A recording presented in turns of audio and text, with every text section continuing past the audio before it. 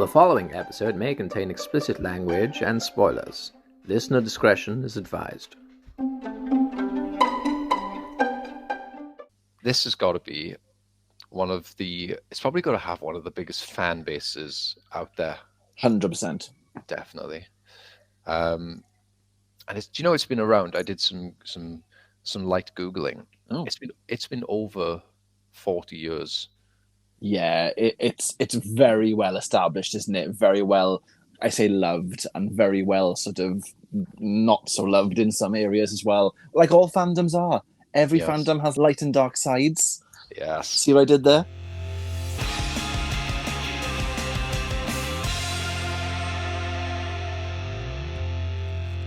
Hello and welcome to What's Your Fandom, the podcast where myself and my good friend Stuart journey through the fandoms of film, TV, games, books and comics, flying our geek flags and talking our way through the multiverses, all of them. My name is Mike, and in this episode we talk about Star Wars, and I am talking about the original 3 films and the prequels. Now, we deliberately tried to only talk about those 6 films because we feel like the Disney chapter of Star Wars deserves its own discussion. So we really try to focus our thoughts on those first 6 films. We talk about, how we got into Star Wars, where that love for Star Wars came from, what we still like about it, and actually whether we even genuinely do like George Lucas or not. I know, controversial, perhaps. You're going to have to listen to find out. So basically, grab yourself a cuppa, settle in, get comfortable. I hope there are biscuits in your future. Dunk them in your cuppa. It is what they are for. And I hope that you just relax for about an hour with me and Stu. And yeah, let's just go. Let's just press play. Let's just journey right now to a galaxy far, far away.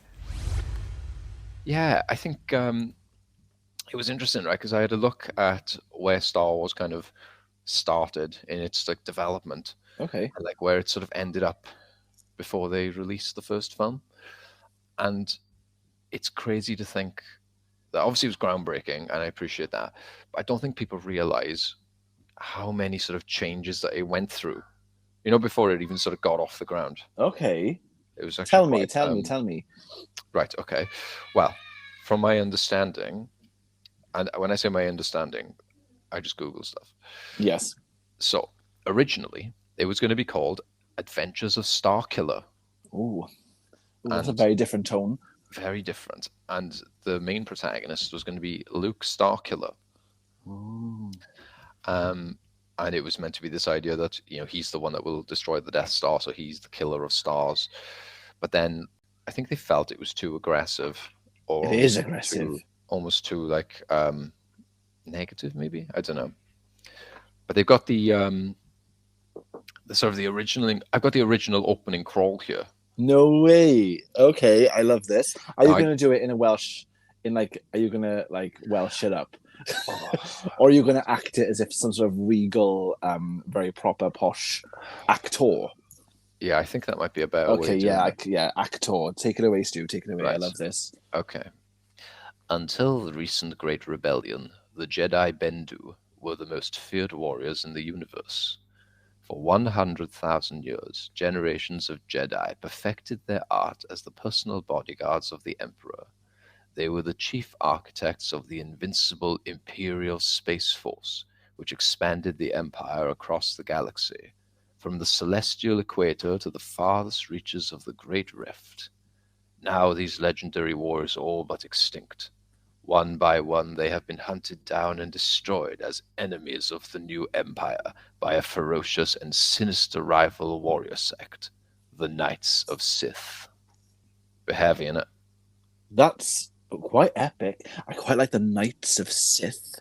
Yes. I'd read that book. Yes. It is. You're right. It must have come from a very. I think it must have started out in its development as quite a dark, more adult, perhaps kind of deeper dive into sci-fi than perhaps the kind of more family orientated film franchise it became which isn't necessarily a bad thing. No, I suppose not. No, I don't know. It's strange because it's weird that it's got the word Sith in it because, like, if you watch the original films, that was like one of the things, wasn't it? Like how out of the 6 like George Lucas movies, that the word Sith didn't actually become a thing until the prequels. So okay, now you've mentioned it. Yes, you're right. it's kind of weird how it was like almost like it was already there, and we didn't know it. No, but see, I like this.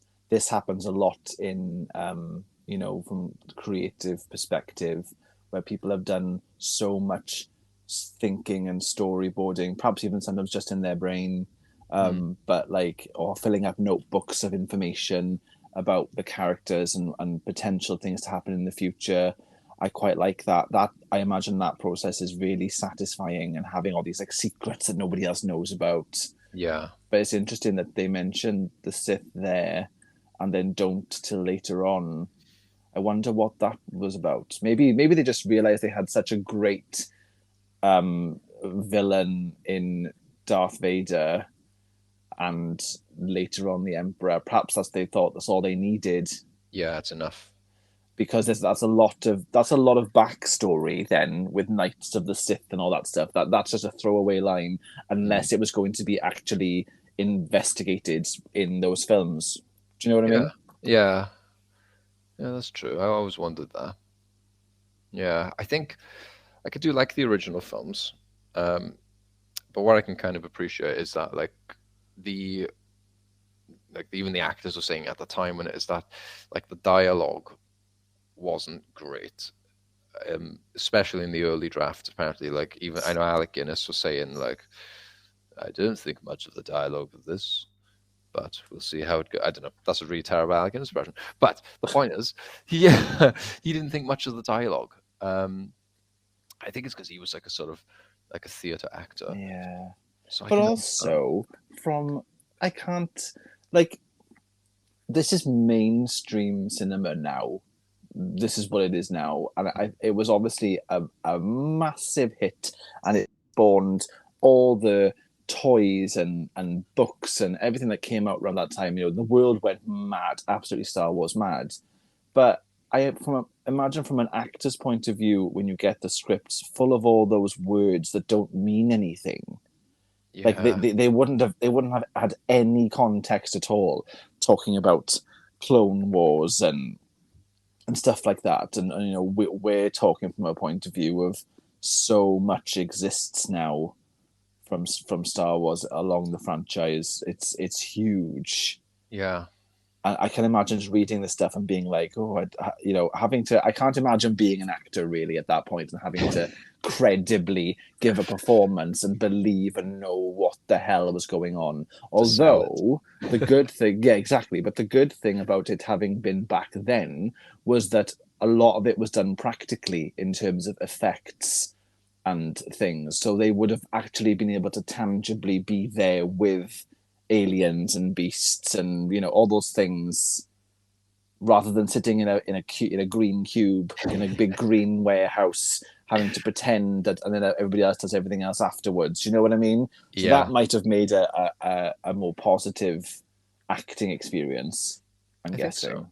Yeah, I do know that. I know I keep reverting back to like what they had like before they shot in film, but this has genuinely fascinated me because apparently there was a line, and I've seen this in the auditions, which by the way, people, you can look it up on YouTube, original Star Wars auditions from like 1976. Oh, cool. So you see Mark Hamill and Harrison Ford and other actors as well who were trying out for these roles. But there was a line of dialogue that Mark Hamill's character had to say, and even he said like, Lucas, please take it out. It's too convoluted. It's too like nobody talks like that. Mm-hmm. And so I had to Google it. I was like, what is this line? And I can't wait. I found it here. Oh my god, I can't wait. I'm genuinely excited. Now I'm going to be honest with you. I'm not very good at doing impressions of the sort of characters, but I'm going to swing more towards kind of naive Luke Skywalker over like a Welsh accent or whatever. Okay. So the line is this.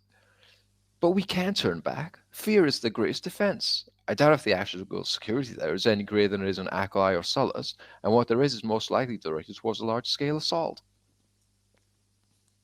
Flipping heck, that was a lot of words with a lot of syllables. Oh my goodness me. I feel, yeah, and do you know that's really interesting actually, because I find this a lot in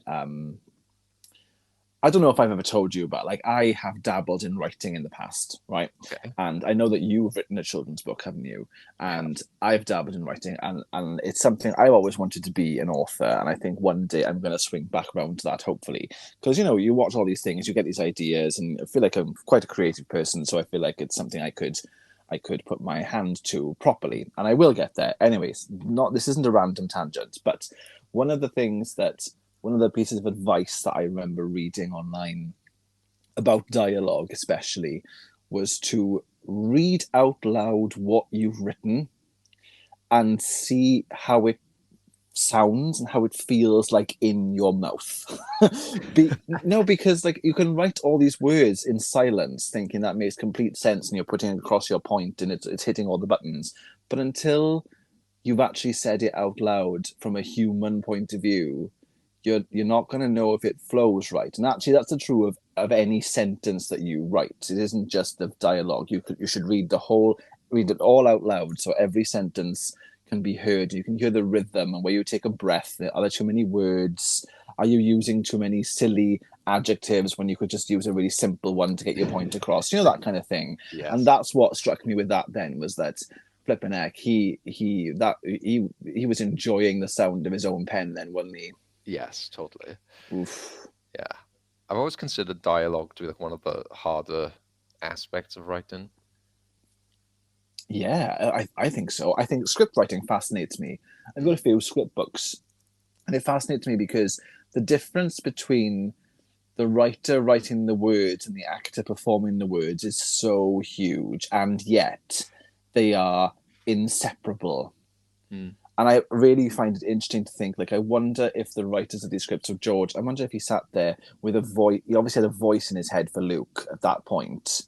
And obviously he is creating this fantastical world which he alone knows, and nobody else has any idea of what he's trying to say or what the point is, what's important that he says now that might come back to hit them later on in the film or in the franchise, because he's obviously thinking big. And that's so. I wonder how he did that.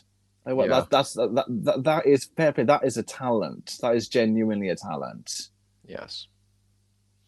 Well, as you mentioned voices, I feel like it's only appropriate that we talk about the voice that he had in mind for some characters, without some of the actor's knowledge. Oh, really? Now I'm talking about, I mean, this is an obvious one for a lot of people, Darth Vader. Of course. Right. So a lot of people know you had Dave Prowse. Yes. As the embodiment of Vader. Yes. Not the same voice that we hear in the film. I'm assuming he said the words on the day, though. Yes. He acted the part, didn't he? He did. Okay, cool. Okay. Yeah. I think from my understanding, I was watching like a documentary on it, and they saw the size of David Prowse, because obviously he was Green Cross Code Man, bodybuilder, and he trained Christopher Reeve to get into shape as Superman. Oh, cool. I didn't know that. Yeah. Which I think is quite interesting. So, yeah, physicality-wise, like, yeah, this is the guy they want. So they offered him one of two parts. They said, you can, obviously, keep in mind as well, like when you hear these names, they don't know who these characters are. Only George Lucas knows who they are, right? Yeah. So George Lucas said, you can play the part of either Chewbacca, and then Prowse was like, who's that? And then he tried to explain, like, oh, he's like with the good guys, but he just kind of growls and doesn't really speak. Or you can have a part of Darth Vader, who is the main baddie of the film. And then Prowse said, has he got dialogue? And Lucas said yes. And then Prowse actually said, eating these words now, say no more, I'll have that role. So, makes you wonder, right? So, in all documentaries and stuff, Lucas claims that he never intended on using David Prowse's voice. Really? Yes, So even at that point? at that point, yes. Okay. So there is amazing footage of original scenes before the dub of Dave Prowse delivering these lines. And obviously Dave Prowse was from Somerset. So you get like these scenes of like Darth Vader like crushing like a rebel's like neck. And he turns to like one of the stormtroopers and he's like, Commander, you tear this ship apart into the founders' plans and bring me the passengers, or you want them alive. Now, And all I these would watch that. I would like the whole film, please, to be redubbed into unusual British accents. brilliant. I think somebody should do that, and Yeah. I would watch that. I think that would be amazing. Yes. I would love to see that. Which character would you give a Welsh accent to? Oh, And are we talking like an over the top, proper, like from the valleys Welsh accent? That's what I feel like it should be. It should be like a huge, yeah. and Well, then I don't know, because the thing is, I know they did. I mean, it's been taken off YouTube now because that poor guy got ripped into for copyright. But they did Taff Wars, didn't they? They did, yeah. On YouTube, and I love that. That's been taken off. But yeah, if I was to give one character a Welsh accent, it'd have to be somebody from the original trilogy. Absolutely. I'd probably go with Kenobi. Oh, I can see that. Yeah, no, I can. No, Yeah. fair play. I can see that. I just picture him as like, like one of those like Welsh like old men that you always see like down the pub and stuff. Yes. They always like shout, "Shuriti John!" Like like one of those. Yeah. I could picture that like. Yeah, no, I completely agree because I went into my head. I was like, right, Jabba the Hutt. I was like, yeah, but he doesn't speak English anyway. So how would you do that in a Welsh accent? Then my brain fizzled. Then that's not going to work. What about a droid? It was like R2D2. He just beeps. But what if R2D2's speaking voice was Welsh? Yes. Yeah, that'd be. Oh my god, hilarious. Brilliant. That is fascinating though. That he never intended to use his voice, and yet that's why he went for the part. Oh, I wouldn't be okay with that. Oh, yeah, but this is the thing. Apparently, David Prowse didn't actually find this out. Now, I've heard a lot of different stories, but the one that's sort of the most consistent one is that he didn't find out until the final cut. So that's not okay. Yeah, I don't know. Yeah, no, because he sat there in the premiere of this massive movie with his family. He's got like one of the opening scenes, like he's there straight away. So this film's like 2 hours long, and about like I don't know, like 4 minutes in, he hears his voice and probably thinks, "Oh." That's really that's awful. That is awful. Do we like George Lucas, or is that too broad a question? Because, I mean, I don't want to. Those first 3 films are just so iconic and so embedded in culture. I mean, thinking back to the time when this came out originally, like. There weren't really mainstream science fiction adventure films that were this commercially successful. I think that Alien came out not long after this. Whether it was a response to this, perhaps, this kind of like, this is the family kind of adventure for everyone to enjoy, and then this is kind of like the adult horror antithesis, but still Alien. It just spawned so much, and I don't want to take any of that away because it had such an effect on, I think everyone really, cinema goers in general. But like, I don't know, the things you hear about George Lucas, like, do we like George Lucas? I'm not sure, because I've always said that I felt like Lucas, as a filmmaker, I felt like he created something amazing in Star Wars. But at the same time, because of the way the prequels were received, I don't know, it's a mess, isn't it? It's not. I'm not saying it's a mess. It's not a mess. The films, I don't consider the films a mess. I just mean that like he was onto something with what he created. Maybe did they set the bar too high? Maybe, and then when it came time to the prequels, because he only directed A New Hope, right? That's right. Yeah. Or you had Irving Kershner did Empire. Yeah. Lawrence Kasdan was in there somewhere. I don't know. But anyway, prequels was all George. I know a lot of people had issue with the way how Anakin was portrayed and the dialogue in some parts. So that was all like Lucas. Well, you then- say it was all Lucas, but then there's such a a presence felt from the studio, from and I don't think we can underestimate that, No. because they would have so much influence in so many things, in every aspect, really. So I do, it's his name attached to it 100%, and so we do kind of paint him as the kind of lord and master of the prequels. I mean, don't get me wrong, I don't dislike the prequels. No. I think that generally with George Lucas, I think he's always been a bit ahead of his time, and I think that what he encapsulated in that first Star Wars film was quite magical, really, because it got so much right. And of course he had this, like, as indicated from that thing you read out earlier, he obviously had so much more story and backstory and character arcs in his head, and that of course he wanted to make more, and the studio wanted to make more, and then from that first film, the second and third film, there was kind of a natural story to tell those three films as one big kind of story. But the problem then is the studios see the money, and they realize what happened with all the merchandise and things and the licenses and all that stuff they made would have obviously had a massive influence then in wanting more.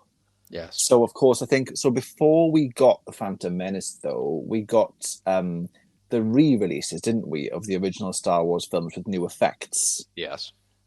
And that was, well, unheard of. First of all, that had never been done before. No one had gone back and looked at a film that was already complete and decided to change and add things to make it more modern, because technology had caught up. And I think that with those with the prequel films, then I feel like he pushed himself hard to innovate again. Yes.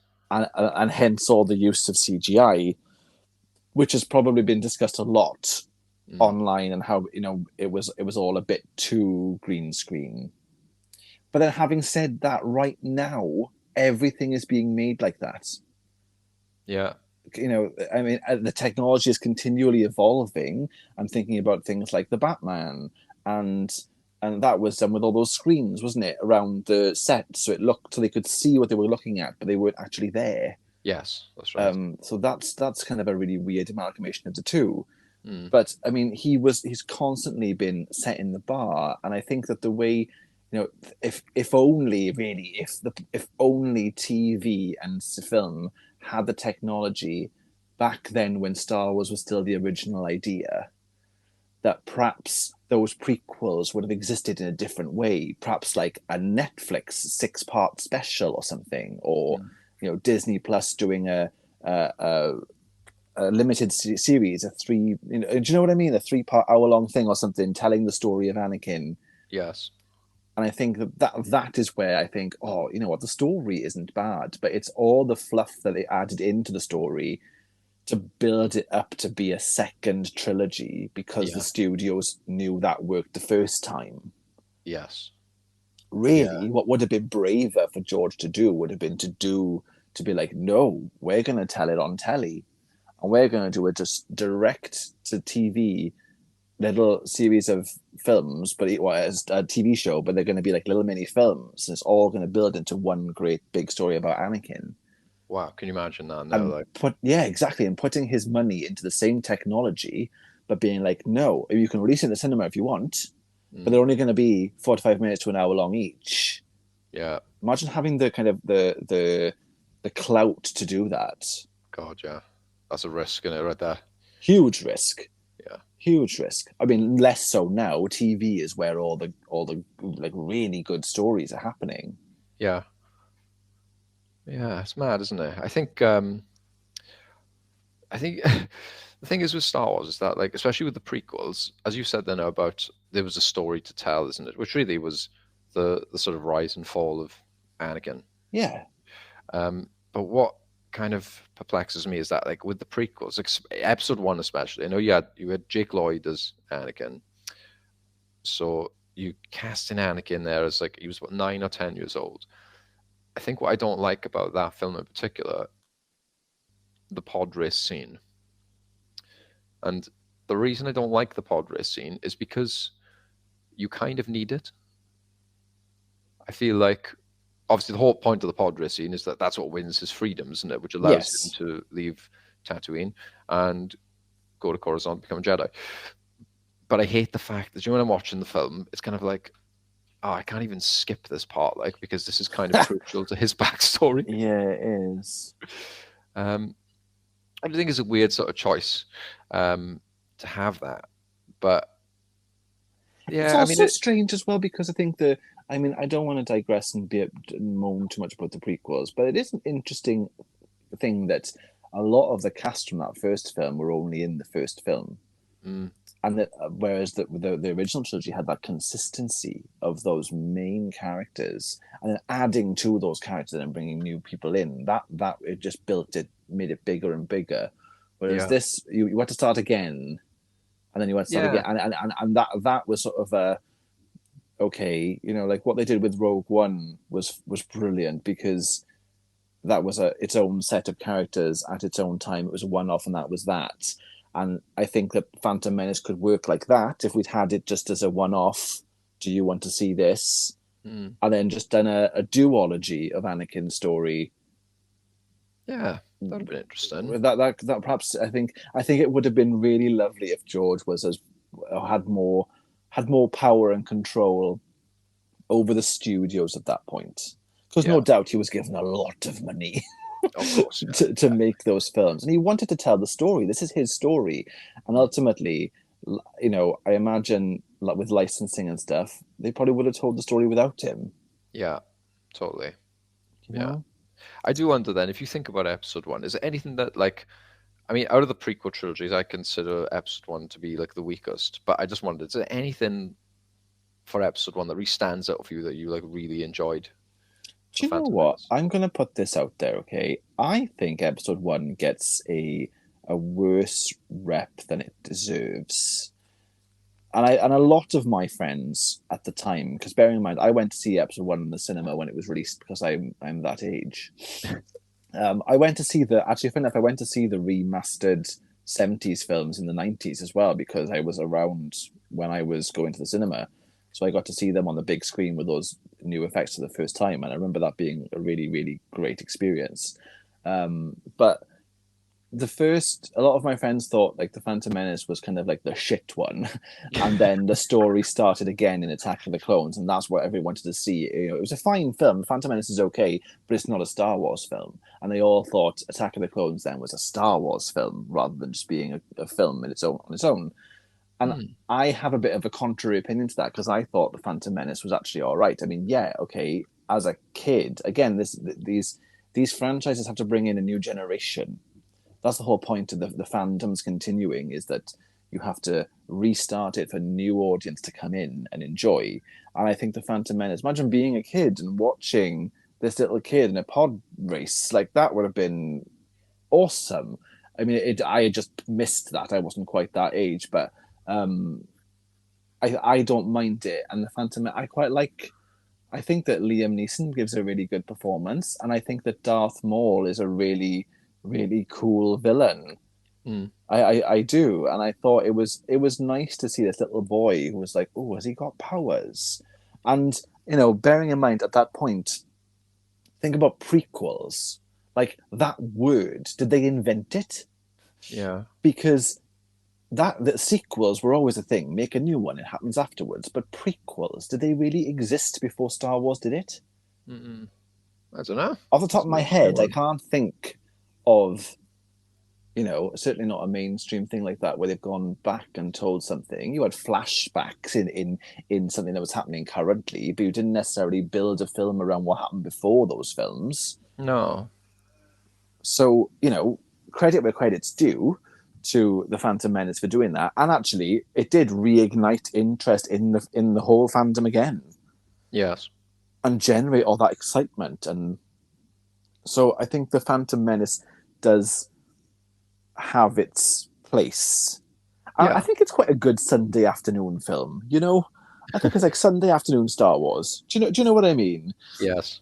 It's a little bit lighter. It's got some great fights. It does have a big death at the end, which was quite shocking. So I think Yeah. we all thought that, Liam Neeson was going to be the new, take us through the 3 films, bringing Obi-Wan up. But so that was quite shocking and quite surprising. Yeah. It was just all the politics. Yes. It was just all the politics. Yeah. And I mean, the original films, I don't think they don't have much in the way of politics. It's a war. They're at war. Yeah. It's more exposition, isn't it? They're just sort of talking about stuff, and like they mention like the Senate once or twice. But yeah, I think the war is what we're here to see, isn't it? yes. Yeah, I think this is the issue I think I had with episode 1, is because I watched it, like that film came out in like 99, right? So I would have been like 10 years old. Okay. So watching that film in the cinema, yes, it was good. It was awesome to see lightsabers. Maul was great. Even as a kid, though, I was still a bit thinking about the pod racing. I think it's because it kind of derives from this kind of sport kind of aspect, sort of like Formula One or something. So that didn't really hold my interest. Okay. But yeah, the politics scenes, when they had like the meetings in like the Senate and stuff like that, I do remember thinking like, oh, how long is this going to go on for? Because I wasn't interested in that as a child. I don't think it adds to the experience really of the film. No. Whereas the pod race, like they've got a kid as the protagonist. How are they going to get this kid into a space battle? And if the goal is to get the kid into the space battle at the end of the film, how are you going to, put the groundwork in place so that he's going to be able to fly a ship and survive? Yeah. And perhaps that was the mistake with that film. Perhaps they shouldn't have tried to put them in the fight at the end to save the day. Perhaps that was the bit that was a bit too. Do you think he was too young? Perhaps he's too young. But if the goal of this film was to reignite a bunch of sales on computer games and toys, and kids going out there wanting to be in a pod race, then it did that. Because I remember having the game, and the pod race, there was like a pod race scene in a pod race level in the game. I can't even remember what console it was on. I'm not going to lie, I'm not a huge gamer. But back in the day, I had it. And so if that was one of their goals, then they did that. Yes. So this is where I question sort of, where the studio were pulling the strings and where George was pulling the strings. Yeah, I know he was quite keen, wasn't he, for like merchandise and stuff like that, because I do know that one of the issues they had with the original films was when they froze Han in Carbonite and Empire, Harrison Ford was asking like, oh, can you like kill my character? And Lucas told him no. And when Harrison Ford asked why, Lucas's response was, dead characters don't sell toys. Oof. So I mean, see, but and he's right. But all these things, when you hear them in real life, I just think, oh, I don't know if I like you. but then again, he's a businessman. Yes. And this is a business. And we're coming at this from a point. I mean, I'm coming at this point from a point of story, and I think that's where we differ. Possibly. George and I. George, yes.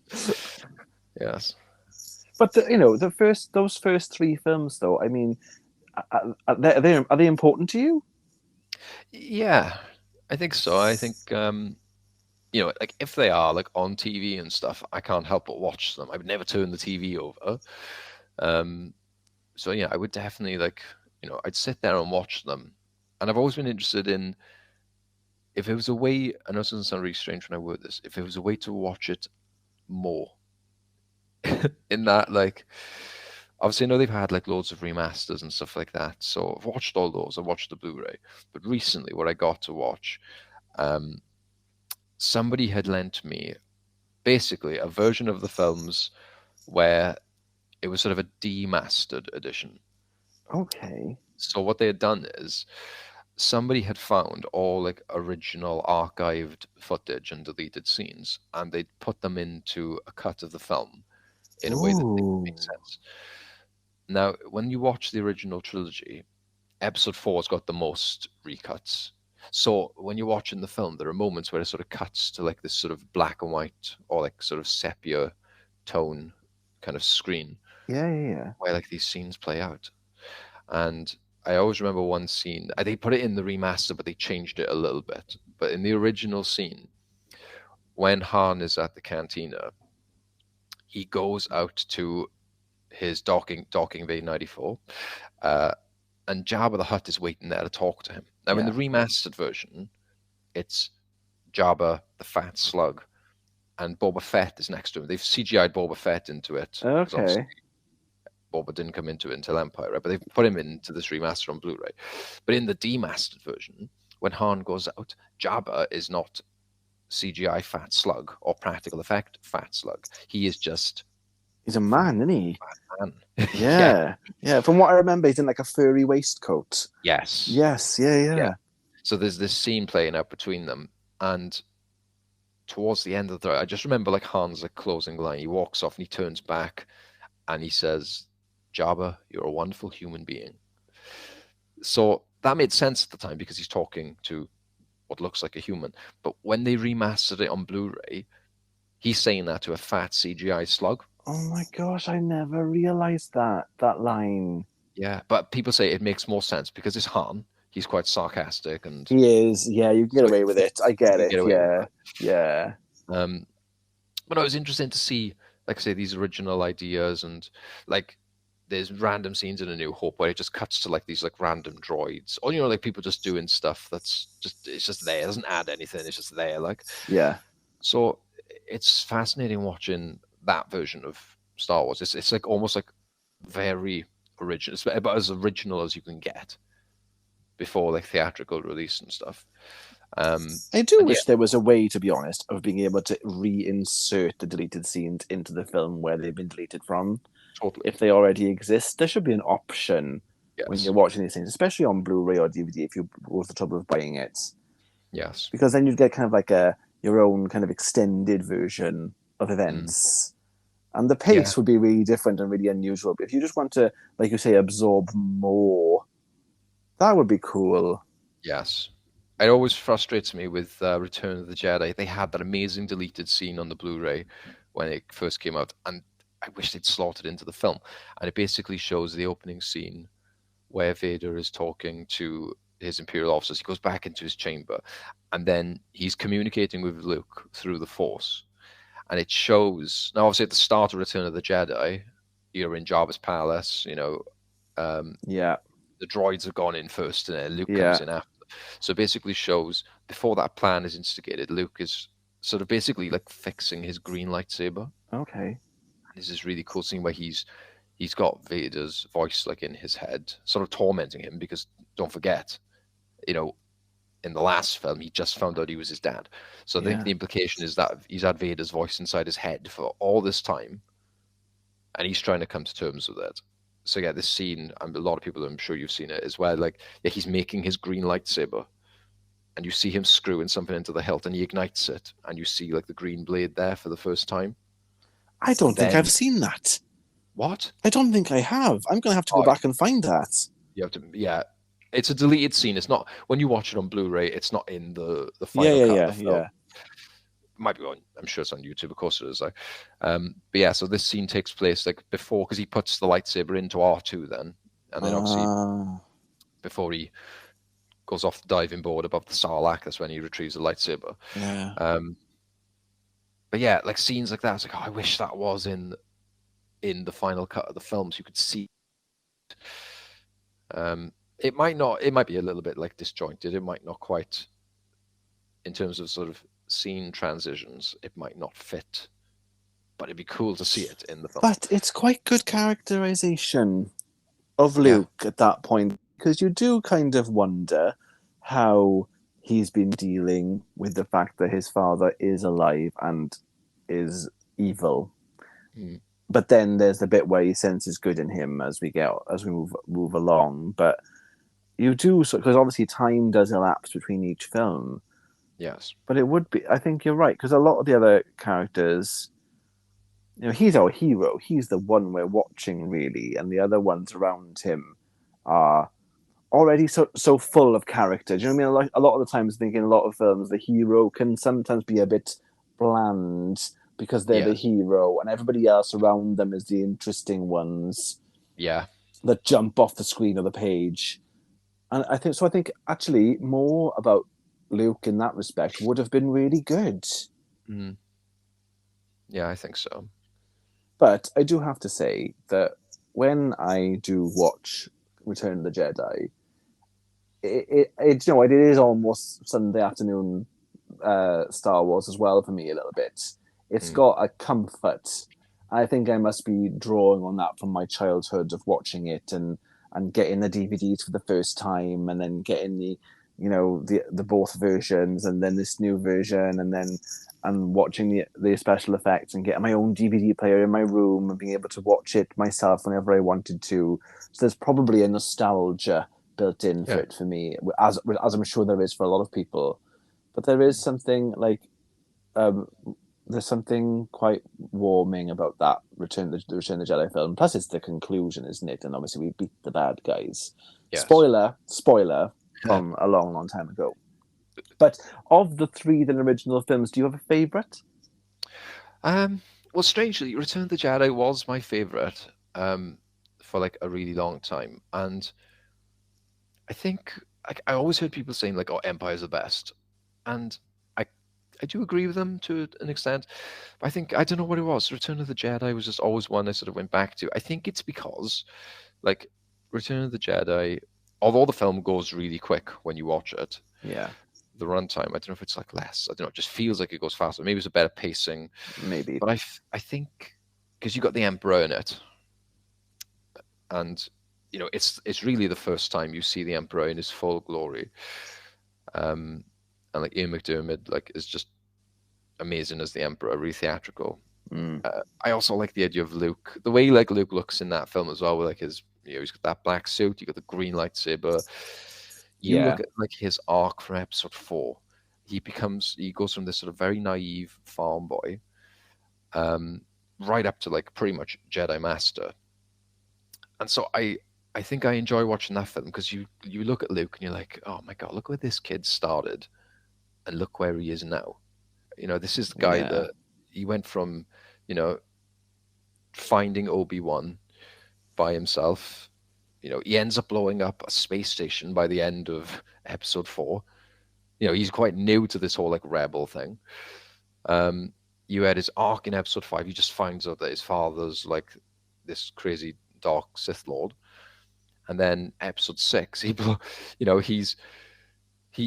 walks out of a room which had the Emperor and Darth Vader in it, and he's the only one that walks out alive. yeah. And I just think, man, what a crazy arc. But it's also a struggle for him. Mm. None of it is easy. No. And he gets put through his paces quite a lot over the course of those films. And he's actually by himself quite a lot. Yes. It's a journey he has to go on by himself. Yeah. And you're right. I think they do seem quite, from where he starts at the beginning to where he ends, it's quite a change in him. And I think that, not to move too far ahead into the future, but obviously when we see him again in The Mandalorian, in that proper iconic scene, Yes. it really felt like, oh, this is the first time we're seeing him now out of the original trilogy. And that's epic. Yes. And part of me does wish that the sequels had been this story. Yes. Again, 10 years later, whatever, like there was a little bit of a leap, but still with Luke and Leia and Han and Chewie. But it can't repeat what's already happened. So I understand why they didn't do it, because how do you make it so different?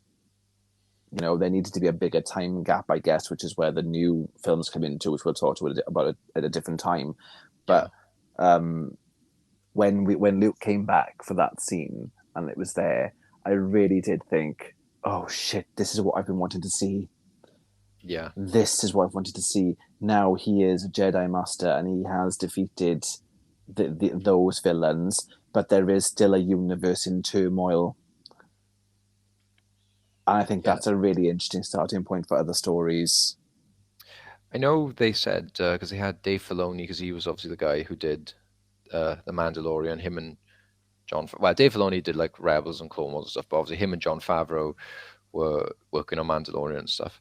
And I can't remember exactly, but I do know that there's a good interview on YouTube where Dave Filoni was talking about people's response to seeing Luke in The Mandalorian. Right. And he says that when you're watching it, and this is, I mean, I don't know about you, but this is how I felt as well, is that you don't really see who it is for a very long time in that scene. No. And he said that, like, when you're watching it, you're hoping, like, oh, please be Luke, please be Luke. And then, because when you first see him with a lightsaber, it's on a conveniently it's like a black and white screen. Yeah, it's so cleverly done. It's unreal. Yeah. And I remember thinking, they haven't, have they? They can't have. Is he wearing one glove? It's not. They haven't gone there. Have they actually gone there? Are you serious? I think I was like that, speaking out loud to Jay whilst it was on, being like, they haven't. They can't have. Oh my God, they fucking have. Yeah. And I remember just thinking, this is incredible. And that was the point for me where I thought, Star Wars still has got it. Yes. Whatever it is, they've still got it, and this is the proof. Yes. I know Dave Filoni was saying that when you're watching that scene play out, that when you finally see that it is Luke, it's like almost like you sort of get rewarded for watching the scene, hoping it's him, and voila, it is him. Yeah. And yeah, I think as well what's good about that scene as well is like when you watch that episode, those Death Troopers, when they come out, like it takes Mando like ages just to kill like one. Yeah. And then you see Luke, and it makes you realize how powerful Luke has become. 100%. It reaffirms as well what a Jedi Master is for this audience. Because this is a strange ask for that show. Because it's Disney Plus, so it's incredibly current for kids and stuff. But they have to have a knowledge of what's happened in the other films before. But then again, if you're anything like my nephew and you and me, you watch everything to do with everything and absorb it all and learn everything you can. So perhaps but it's just it's a really interesting, you're right, it's a reward. And those Death Troopers, I loved them. Yeah. I don't know whether that's a popular opinion, but I thought, Jesus Christ, these are formidable. These aren't just men in armor who have one shot and are gone. There's lots of them, but do you know what I mean? But this is a proper, like, oh, they've stepped this up as well. This is going to be difficult to get past, and then showing the power of one single Jedi in the time that this is set just makes you think, how powerful they were in their heyday. But the weird thing is then when you go back to the prequels, when you're meant to be seeing them in their heyday, you don't get that same information or those same feelings. No, and I think they justified it. They did kind of have a bit of an answer for that, didn't they? And I think this kind of shows like the flaw of the Jedi with like their arrogance and stuff.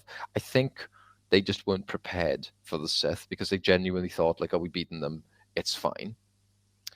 And I was reading up about the lightsaber. There's like something like 6 or 7 different fighting styles of lightsaber. Okay. The lore, and one of them is like your basic one. There's one that specifically teaches you how to deflect blast fire, but there's a form. It's called Form 2, and it's called Makashi, and that is a form that teaches you how to fight somebody who also has a lightsaber. Okay. But because they're Jedi, they're like, well, the only other people that had lightsabers were Sith, and we've just beaten them. So we're not going to use Form 2 to teach our Padawans because we won't need to use it. Oh, there's that arrogance. Now, I don't know if that's 100% accurate, or if I've maybe misinterpreted some of it, but that's my understanding of it, is that they didn't bother with Makashi because they were like, yeah, well, we got lightsabers. We won't be fighting anybody with lightsabers, so it's fine. I suppose no one as well can be prepared for the betrayal that Anakin did. Yeah. You know, that I mean, I'm standing by as well that Revenge of the Sith is one of my favourites of the trilogy. Yes.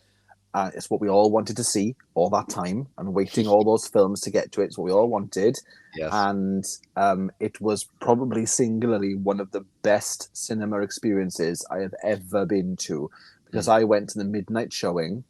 Wow. The night it came out in Swansea, and there were loads of people dressed up, and they had lightsabers, and it was a really big deal. We were all queuing, through the where the Odeon is now, but it used to be the UCI, and Yes. it was being shown on every screen at midnight, and you just went in and you had your seat, and that silence where before the theme music came on was so like thick. It was unreal. You could feel the general excitement, because at that point as well, this was going to be the last ever Star Wars film. Yes. And that it felt huge. And the bit then where they you're going to have to do the voice for me for Executing Orders 66. Execute Order 66. Yeah, when that happened in the film, and it really turns, doesn't it? And it becomes really tragic and awful. You could feel it in the room. Jeez. It was just so palpable. It was insane, and it was genuinely, coming out there at 3:00 in the morning, completely buzzing, being like, "Wow, that was incredible!" And that's the power that Star Wars has over people and its audience. Yeah. When it gets it right, it really, really gets it right. Yes. I think now that, like, obviously the way that you and I talk about Star Wars and stuff like that, we're probably amongst, God knows, millions of people who feel the same way. But you also get like very, very casual fans, right? Who kind of know about Star Wars and, like, oh, is that the one with Luke and all that? So, but there's somebody that you and I both work with.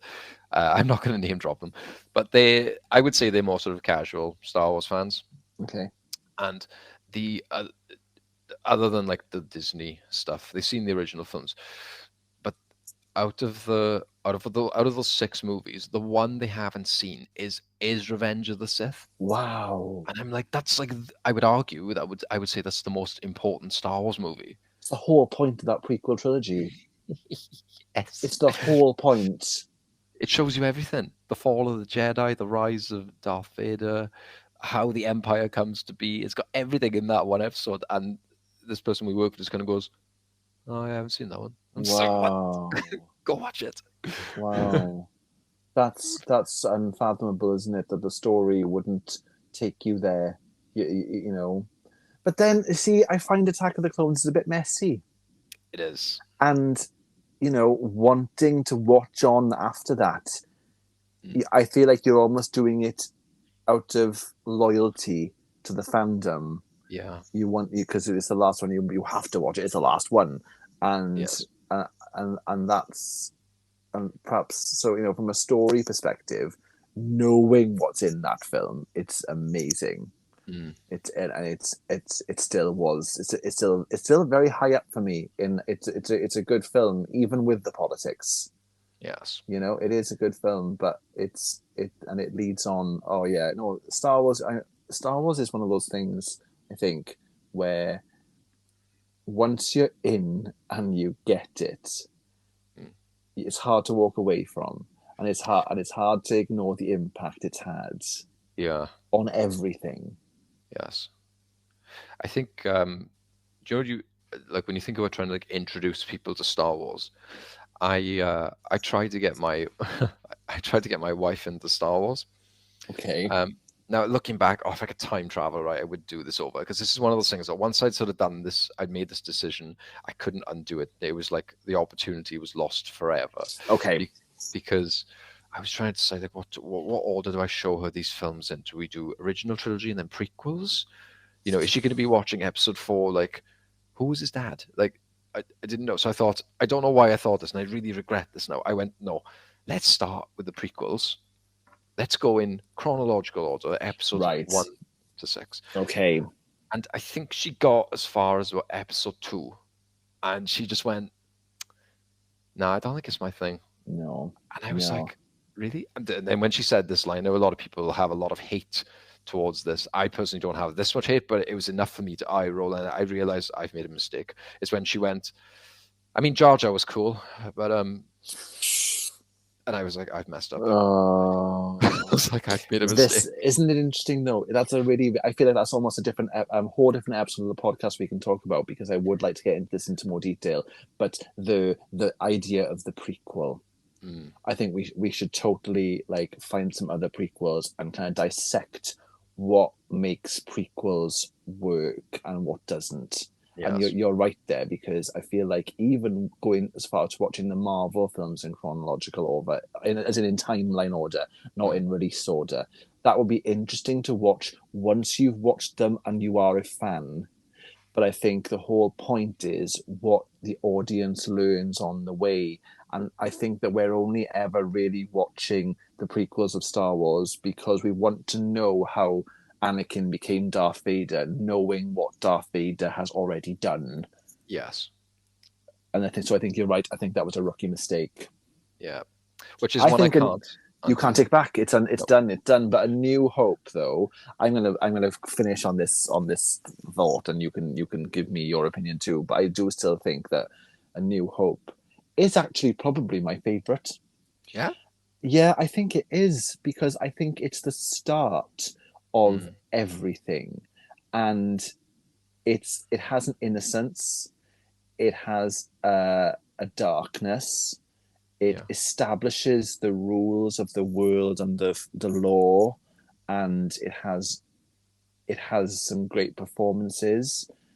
Speaking as somebody who's watched the ones that were re-released in the 90s, kind of probably more than I've watched the ones from the 70s, the special effects, they're quite good.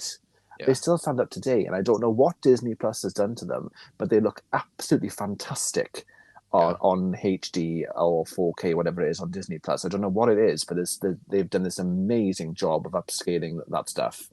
And I think that that's where it all began. Yeah. Yeah, that makes sense. It's sort of like, it's almost like the classic kind of start, isn't it? Yeah. Yeah. No, I agree. I think for me, it's got the least amount of action in, so it's a lot of groundwork being made, isn't there? But it's still, like I say, with those films, if they're on TV, I won't turn them over. No, it would be wrong. Yes. Jedi forbid. Yes. Forebode. Forbid. Yes. Forebode. Forbid. Yes. Well, the only thing that I want to sort of finally ask is, just because there might be some people that aren't aware of this, because I wasn't aware of this until last year. Yeah. But there's a thing in the online community where there's an order in which you can watch the films that differs from what you could do. So instead of watching, 1 through 6 or 4, 5, 6, 1, 2, 3, there's this order that's been dubbed the machete order. Okay, what is this? So this is the way that you watch the films, and there's like a thinking behind it. So you watch episodes 4 and 5. You don't watch episode 1 at all. Episode 1 doesn't exist in this machete order, right? So it's 4, 5. You watch episodes 2 and 3 as a flashback, and then you continue with 6. So the thinking is that once you get the reveal in Empire, spoilers, that Vader is Luke's dad, then you sort of go, oh, how did he become Vader? You watch 2 and 3 and see how that plays out, and then when you go back into 6, you go into it going, right, so now I get why Vader's like the way he is. I am totally up for trying that. Same. I've never attempted. I think I got as far as in 4 and 5, and then the thought of going to Attack of the Clones, I was like, oh, I don't know. Yeah. I wonder if there's. Do you know what would be cool? This is cool. If somebody would cut the key points from a Clones and Sith, and cut it into Return of the Jedi. So would we be get the flashbacks within that story. Yes, it would be incredibly long, but I'm okay with that. Yes. I think as a fan, it would be really interesting to see him fall and rise. Yes. I wonder. I would like to try that. I'm going to do that order. I'm going to try that next time I watch them. Yes. I'm going to try that. That's a really, really interesting way of seeing the story. Yeah. And you know what? It's what most like TV shows do now. If there's a big villain or something, they're getting towards the end of the season, they show you how they became the villain, then you defeat them. Yes. That's kind of how it works. So I'm very intrigued by that. Yeah, I'll have to give that a shot myself, I think. Yeah. Closing Star Wars statements, Stu. Right. Well, obviously I love the films. Like I say, there are things that I love about Star Wars, there are things that I don't like about Star Wars, but I think overall as a fandom, as a medium, if you like, I love Star Wars. Imagine someone listening to this has not seen Star Wars. Right? Let's talk about the kind of specifically maybe 4, 5, and 6. Okay. 3 reasons why they should go and watch them now. Right. Episode 4 has a sort of a classic interpretation of the hero's journey storyline. So I think you should watch it for hero's journey. Darth Vader, in particular, Darth Vader has some of the best bad guy lines in cinema. And Return of the Jedi has amazing theatrical performance from Ian McDiarmid as the Emperor. Cool. Good reasons. Good reasons. You know, I think Han Solo is one of the great characters that that has a slightly different arc to Luke, but is just as interesting to watch. Yes. I think that's great. I think that I think the comedy droids. I love a comedy droid, and I didn't know I loved a comedy droid before Star Wars. Yes. So that's 2 reasons. And number 3, I just think that a lot of cinema owes a lot to those first 3 films. And many have tried to copy the format and many have failed, and Star Wars still endures.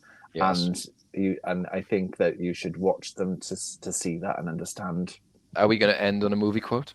I think we always end on a movie quote. We must. So please, what delight have you got for me today?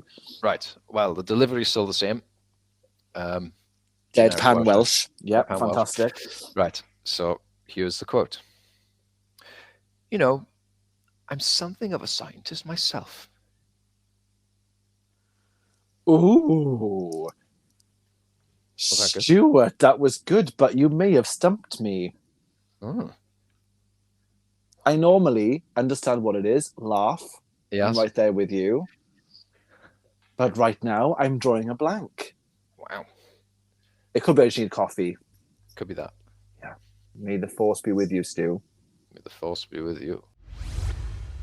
Thank you for listening to What's Your Fandom. Please hit the subscribe button to make sure that you never miss an episode.